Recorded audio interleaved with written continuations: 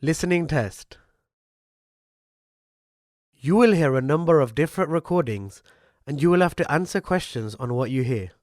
You will have time to read the instructions and questions and you will be given time to check your work. All the recordings will be played once only. The test is in 4 parts. Now turn to part 1. You will hear a woman telephoning a travel agent to book a holiday. First, you have some time to look at questions 1 to 7.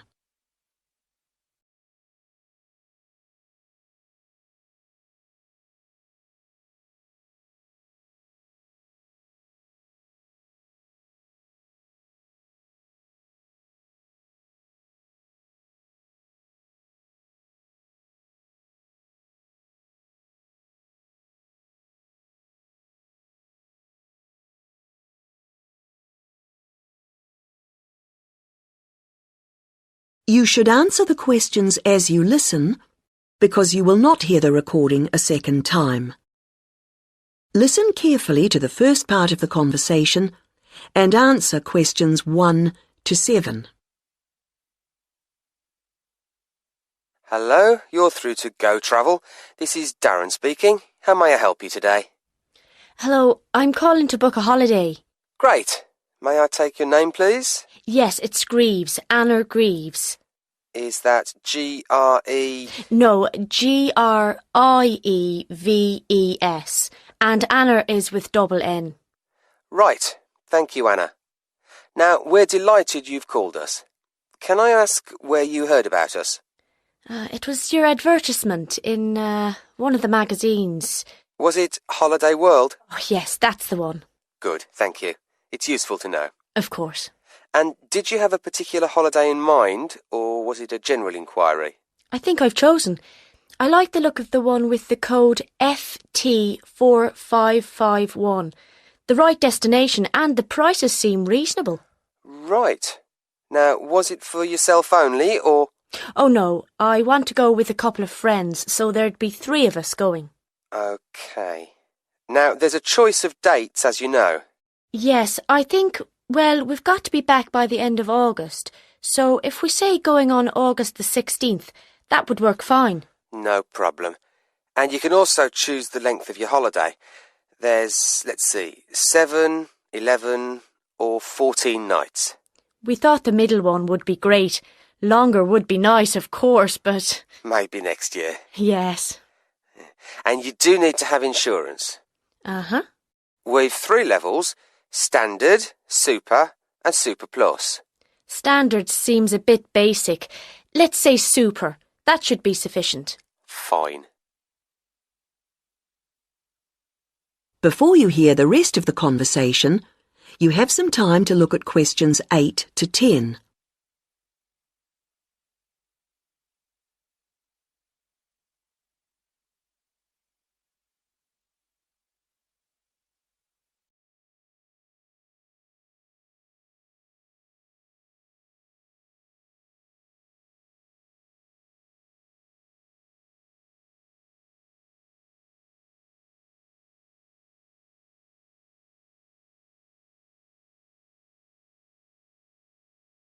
Now listen and answer questions 8 to 10. Well, that's all good so far, and the availability's OK. Have you looked through the list of options? They're in the advertisement. I have, and I've got the list here. Some of them do seem a good idea. Which ones would you like to take? In terms of the hotel, the offer of picnic lunches, we'd leave that. We'd rather go to cafes. I think a balcony for the room is a must. It's so nice to sit out, enjoying the view. Oh, yes. And then the trips. I think we'll pass on the night bus one. I never really enjoy the commentaries. And museums aren't really my sort of thing, to be honest, any more than dances. Uh-huh. But I like practical things, so I think the demonstration of local arts could be fun. Yes, I would think so. And then in terms of getting out of town, going up the river on a boat sounds delightful, and I wouldn't want to miss that. But the mountains, well, sitting in a coach on those winding roads. I understand.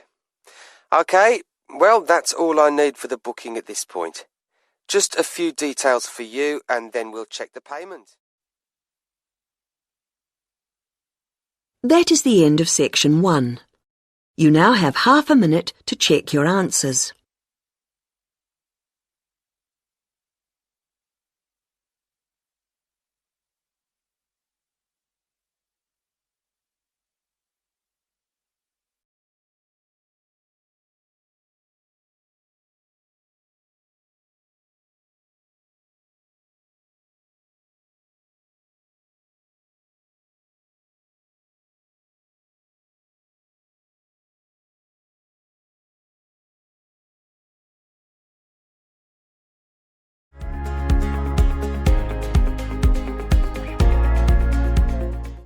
Part 2.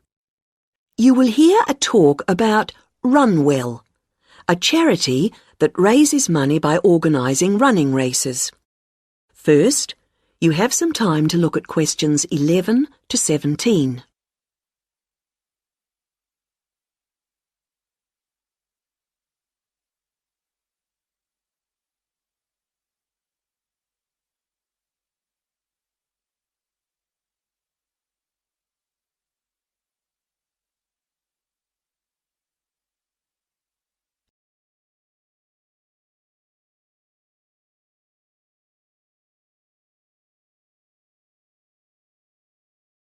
Now listen to the first part of the talk and answer questions 11 to 17. I'm very pleased to have this opportunity to tell you something about the Runwell charity and the work we do. I'll give a brief overview of what we do, and I hope you may be able to help, and then there'll be time for questions at the end. Runwell's founder, Mike Hughes, took up long-distance running in 1987, raising money by doing sponsored half marathons, and in 1992 established the charity as we know it today. By 1997, the runs were being filmed by local TV, and today they appear on national TV every year. All the funds collected by Runwell go to the hospital, with the idea that those fit enough to run use their energy to assist the provision of people who are unwell for whatever reason. Now, if you want to race, and I assume that's why many of you are here, let me explain a couple of the basics. Races are run by teams, so you need to form and register a team. What you wear to run in is up to you, and I know some teams come up with some pretty wacky ideas. We have a standard design for your numbers, which we ask you to reproduce. So you make them up according to that standard. We don't want to spend valuable funds on doing that ourselves. Now, the race is run as a kind of relay, so while you won't actually compete side by side, we do recommend that you train as a group. This helps to optimise performance and build team spirit. It will also give you a fair idea of how much you need to eat and drink over the race distance. This is clearly essential for an effective performance, so please make sure you come along to the race with sufficient food and drink. Again, we don't spend money on providing that, but you do need to keep yourself going for the 20-kilometre course. The course goes through the town, then out through Highfield Park, concluding in the main square, where the applauding spectators will be ready to greet you. There are many different prizes, including oldest runner, youngest runner, team with the most sponsorship, team with the best costume. That one's donated by Zoom Fashions. The Mayor will introduce the Minister for Health, who will hand over each prize to the winners, and then the hospital president will make a short speech. Before you hear the rest of the talk, you have some time to look at questions 18 to 20.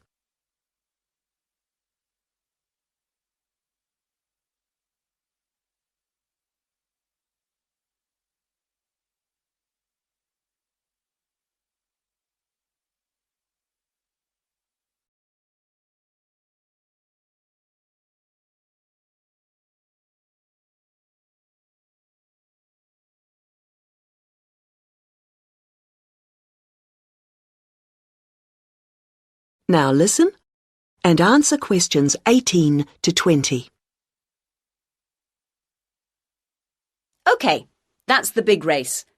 But I know there are many people who don't feel they are up to running a 20-kilometre race, but who would nevertheless like to raise money for Run Well. Over the years, we've had experience of many ways of trying to collect money, some very successful, others less so. Now, of course, 20 kilometres is too far for children to run. But there was a sponsored swimming event at the local school last year, and that did very well. People have also tried to organise food-based events, such as selling homemade cakes and bread and so on at the market. And there was a large picnic arranged in 4 Bright Gardens, although these events failed to justify the efforts put into them, though I'm sure they were very tasty. These days, so many people are out at work all day that going from house to collect money isn't very effective. But it is possible to raise useful funds by selling small promotional items, such as badges with the Run Well motif on them. We're currently checking to see if postcards, perhaps showing the race's winners each year, might also be a good idea or not. We do appreciate the efforts that have gone into selling second-hand goods, but to be honest, the returns have not been very high on this. One very dedicated group organised a team quiz recently, which went very well, and it would be good to see more such activities. There's also been talk of a concert, but we'll have to see how plans for that progress. Now, are there any questions at this stage?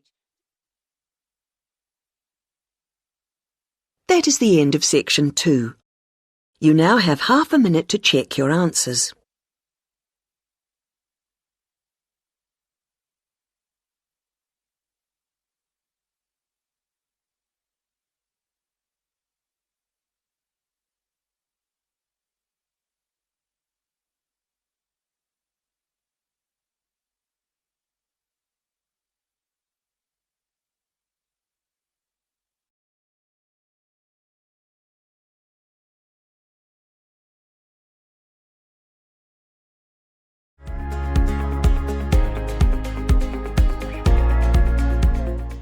Part 3.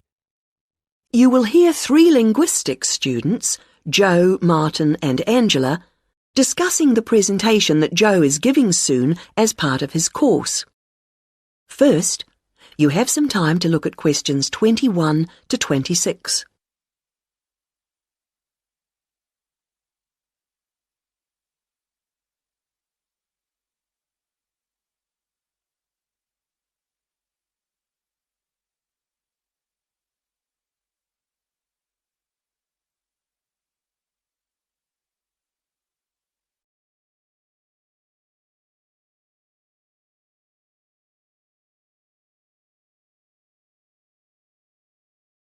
Now listen to the first part of the conversation and answer questions 21 to 26. Hi, Martin. Hi, Angela. Hi, Joe. Yeah, hi, Joe. So you're really worried about your presentation? The one about names? I am. Well, you know your stuff on names pretty well, so it's just a question of selecting what you want to use. That's right. But there's so much. Well, you don't have to include everything. Let's start somewhere. Well, for example, there's a lot to discuss about people's names in terms of culture. It would be a good way to start, bringing in issues of religion, society. I thought so. As long as you can keep it concise, since it's potentially a large area. I'll pick out some key points. Good. Now, that will tend to be about differences. What about something on ways in which naming practices are often similar across different languages? That sounds good. I'm not sure how much I could say that's really about just names and not really general language. Maybe you need to give that some more thought. Yes, I'm not ruling it out. Well, what about what first names mean? That's got to be specific to languages or language groups. Yes, there are all sorts of different principles at work. It's a rich area for discussion. And you can present lots of examples. It would mean a good slide or two. I'll enjoy making those up. Don't forget to put our names in. No, OK. Right, where have we got up to? Yes, now there's the question of place names. Ones where the name of the place is the word for the situation, like something to do with sea or mountain, etc. Yes, people often don't realise the origin. It sounds like it's just a translation issue to me. Don't you think you might give that a miss? Given the time limit, perhaps you're right. You need something on place names. Could you get history in?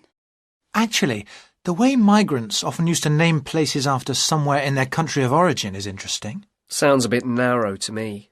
Well, I'd hope to build it up a bit. Perhaps you should make a final decision on that later. OK, I'll see how the rest of it goes first. Is that the lot? No, there's still country names, the origins of those. I think that's an interesting area. Yeah, because it's something we often don't think about. It'd be a way to bring in various aspects. History, certainly.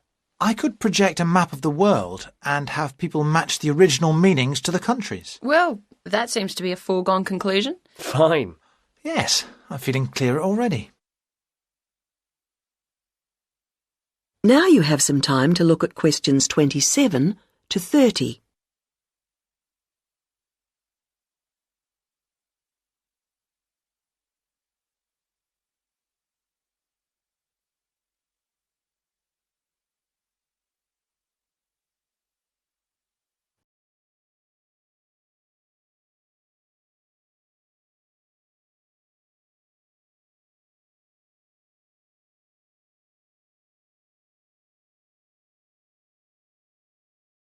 Now listen to the rest of the conversation and answer questions 27 to 30.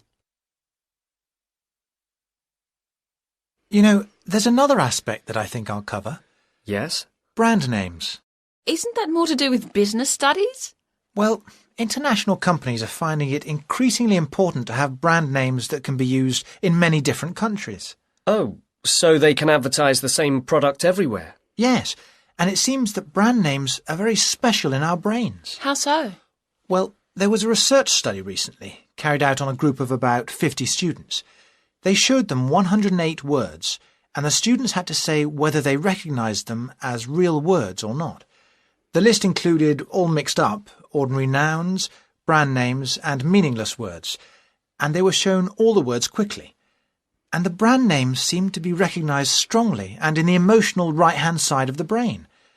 It was interesting that the brand names were recognised more readily if they were displayed in capital letters rather than lowercase, something which doesn't apply to normal words. How strange. What else did the researchers find out? Of course, it's a relatively small study, but they suspect that other visual features are at play. And so that, for example, colour has a major effect in helping us to store brand names in a special way in our brains. I suppose that's logical. But what do they mean by a special way?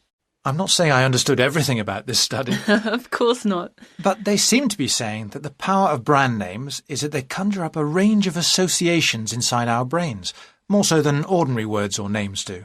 I guess this is great news for international companies. Potentially, certainly. Though exactly what they do... That is the end of section 3. You now have half a minute to check your answers.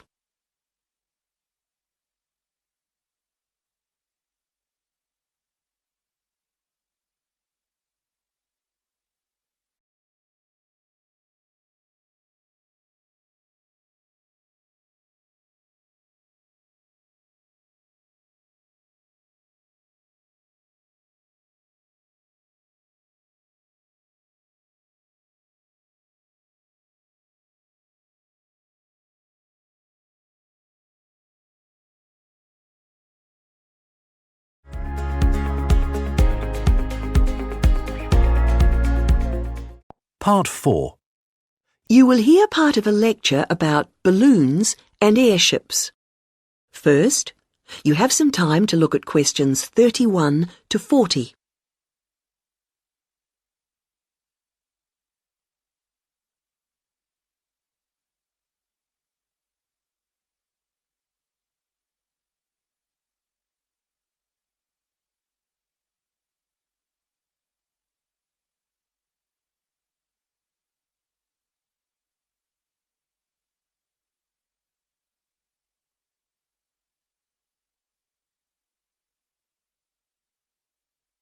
Now listen to the lecture and answer questions 31 to 40.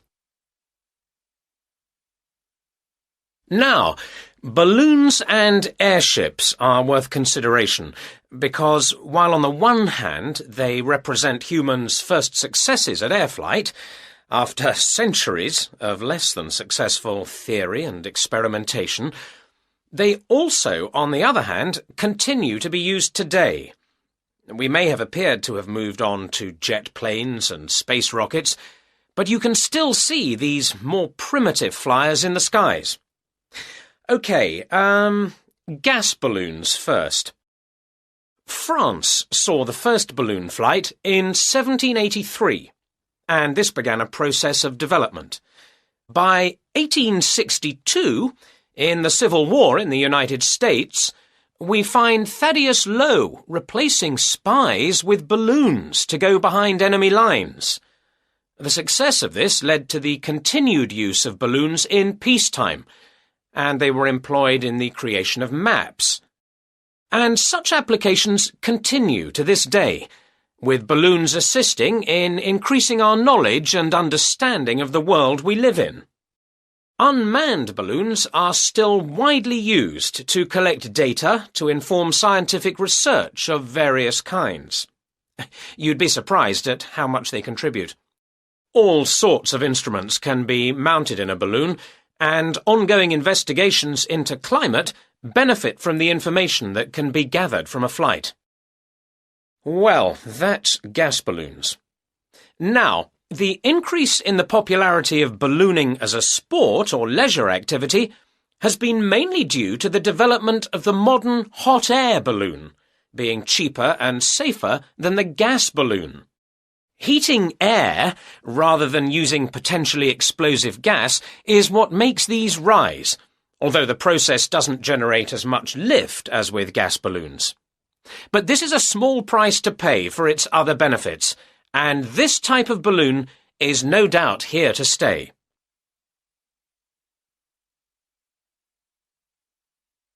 Airships are also fairly old in their origins. The idea for a balloon that could be powered and steered was first published in France in 1784, although 1852 was the date of the first successful airship flight. The first airships, like the first aircraft, didn't provide any weather protection for their crew, so it must have been rather uncomfortable up there. But designs continued to develop in sophistication. It was realized that the ships would drift about if they weren't strengthened, and that to work effectively, they would have to have a framework. Once designs started incorporating this, flights became longer and more reliable. Airships were deployed for various uses in the First World War, and once peace returned, designers began to turn their attention to ambitious plans for regular intercontinental flights. However, in the 1930s, this program more or less came to an end. For one thing, the speed and popularity of airliners meant that the airship appeared superseded. They just couldn't compete. And as if that weren't enough in itself, another factor in the decline of the airship was an alarming number of crashes, and this, of course, put people off. Nevertheless, several countries have continued to build smaller airships for various uses, such as naval observation or publicity purposes. In fact, their popularity seems set for a slight revival, and in the past few years there has been renewed attention paid to the possibility of using them to transport cargo. Who knows? Maybe the 21st century will be the age of the airship. Now, if you look at your handouts, you'll see that I've included some information. That is the end of part 4. You now have half a minute to check your answers.